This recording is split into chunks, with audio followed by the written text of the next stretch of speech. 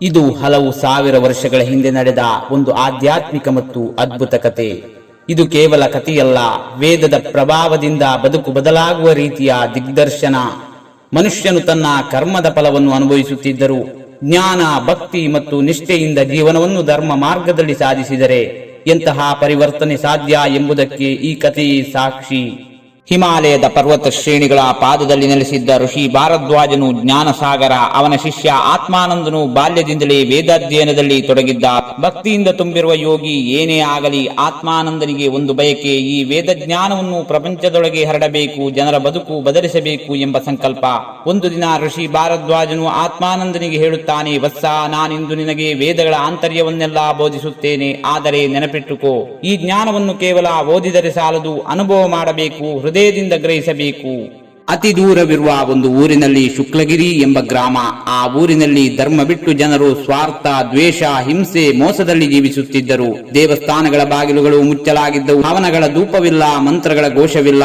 ಈ ಊರಿನ ನೆಲ ಬರಿದಾಗಿತ್ತು. ಬರದ ಶಾಪ, ಜನರ ಬಾಯಲ್ಲಿ ಕೃಷಿಯೂ ನಾಶ, ಜೀವಿತವೂ ನಾಶ. ಅಂತಹ ಊರಿಗೆ ಆತ್ಮಾನಂದ ಪ್ರವೇಶಿಸುತ್ತಾನೆ. ಮೊದಲು ಜನರು ಅವನನ್ನು ಸ್ವಾಗತಿಸುತ್ತಾರೆ. ಆದರೆ ಅವನು ವೇದಗಳ ಕುರಿತು ಮಾತನಾಡತೊಡಗಿದಾಗ ಜನರು ಅವನನ್ನು ಬಿಟ್ಟು ನಗಲಾರಂಭಿಸುತ್ತಾರೆ. ಈ ಯುಗದಲ್ಲಿ ವೇದವೇನು ಮಾಡುತ್ತೆ ಎಂದು ಕೇಳುವವನೇ ಹೆಚ್ಚು. ಆದರೂ ಆತ್ಮಾನಂದನು ಹಿಂದೆ ಸರಿಯಲಿಲ್ಲ. ಅವನು ಪ್ರತಿ ರಾತ್ರಿ ವೇದ ಪಾಠ ಮಾಡುತ್ತಾನೆ. ದಿನದಲ್ಲಿ ಜನರಿಗೆ ಉಪದೇಶಗಳನ್ನು ನೀಡುತ್ತಾನೆ. ಹಗಲಿನಲ್ಲಿ ಆತನು ಮಕ್ಕಳಿಗೆ ಋಗ್ವೇದದ ಮಂತ್ರಗಳನ್ನು ಕಲಿಸುತ್ತಾನೆ. ಅಗ್ನಿಮೇಳೆ ಪುರೋಹಿತಂ ಎಂಬ ಶ್ಲೋಕ ಕೇಳಿದಾಗ ಮಕ್ಕಳ ಕಣ್ಣು ಹೊಳೆಯುತ್ತದೆ. ಈ ಮಂತ್ರಶಕ್ತಿ ಅವರ ನಿದ್ರೆಯೊಳಗೂ ಕಾಡಿ ಕನಸುಗಳನ್ನು ಬದಲಾಯಿಸಲು ಶುರುವಾಗುತ್ತದೆ.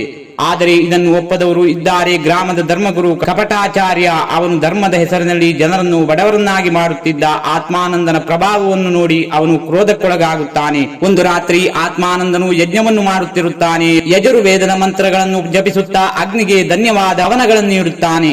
ಇಂದ್ರಶ್ಚನೋ ಭಗತನ್ಯಾಸು ಎಂಬ ಘೋಷ. ಆ ಹುಣ್ಣಿಮೆ ರಾತ್ರಿ. ಆ ಸಮಯದಲ್ಲಿ ಹಠಾತ್ ಮೋಡ ಕವಿಯುತ್ತದೆ. ಗುಡುಗು ಗುಡುಗುತ್ತದೆ. ಮರದ ನೆಲದ ಮೇಲೆ ಮಳೆ ಬಿರುಸಾಗಿ ಬೀಳುತ್ತಿರುತ್ತದೆ. ಹವ್ಯಕ ವಾತಾವರಣ.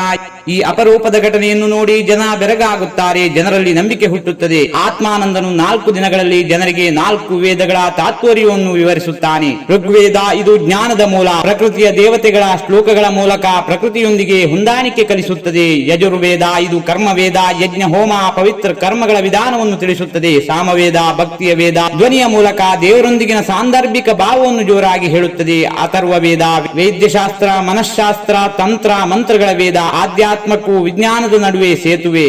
ಜನರ ಜೀವನದಲ್ಲಿ ಹೊಸ ಬೆಳಕು ಮೂಡುತ್ತದೆ. ಅವರು ಹಿಂದಿನಂತೆ ದೇವಾಲಯಕ್ಕೆ ಹೋಗುವುದಕ್ಕೆ ಶುರು ಮಾಡುತ್ತಾರೆ. ನಿಂತು ಹೋಗಿದ್ದ ಹವನಗಳು ಪುನಃ ಆರಂಭವಾಗುತ್ತವೆ. ಮಕ್ಕಳು ವೇದ ಪಾಠಗಳನ್ನು ಕಲಿಯತೊಡಗುತ್ತಾರೆ. ಆದರೆ ಎಲ್ಲವೂ ಸರಿಯಾಗುತ್ತಿದೆ ಅನ್ನುವಾಗಲೇ ಊರಿನ ಹೊರಗಿರುವ ಹಳೆಯ ಶಾಪಿತ ದೇವಾಲಯದ ದ್ವಾರ ತಾನಾಗಿಯೇ ತೆರೆಯುತ್ತದೆ. ಅಲ್ಲಿ ಮಲಗಿದ್ದ ಒಂದು ದುಷ್ಟ ಶಕ್ತಿ, ಅಲಕ್ಷ್ಯ ಎಂಬ ಅಸುರ ಶಕ್ತಿ, ಯಜ್ಞದ ಧೂಪದಿಂದ ಎಚ್ಚರವಾಗುತ್ತದೆ. ಆ ಶಕ್ತಿಗೆ ವೇದ ಶಕ್ತಿಯೇ ಶತ್ರು. ಈಗ ಅದು ಆತ್ಮಾನಂದನನ್ನು ನಾಶ ಮಾಡಲು ಹೊರಟಿದೆ.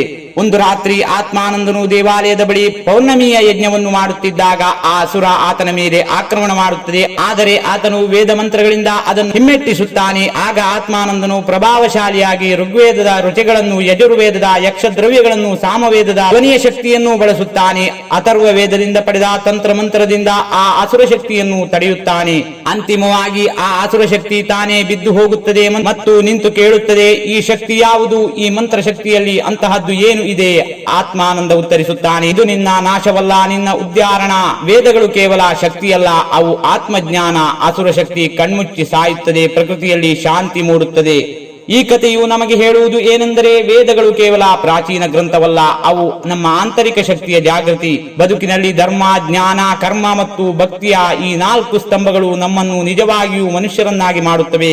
ಏಕೆಂದರೆ ವೇದಗಳು ಎನ್ನುವುದು ಪಠ್ಯವಲ್ಲ, ಅನುಭವ, ಶಬ್ದವಲ್ಲ, ಶಕ್ತಿ, ಧ್ವನಿಯಲ್ಲ, ಪ್ರಬೋಧನೆ, ಪಠನವಲ್ಲ, ಪರಿವರ್ತನೆ. ವೇದೋ ನಿತ್ಯ ಅಧಿತವ್ಯ ಜ್ಞಾನಾರ್ಥಂ ಆತ್ಮವಿದ್ಯತಃ ನ ವೇದೋ ಪಠಿತೋ ಯುಕ್ತ ಯವಾದಾತ್ಮಾನ ದರ್ಶಿತಃ.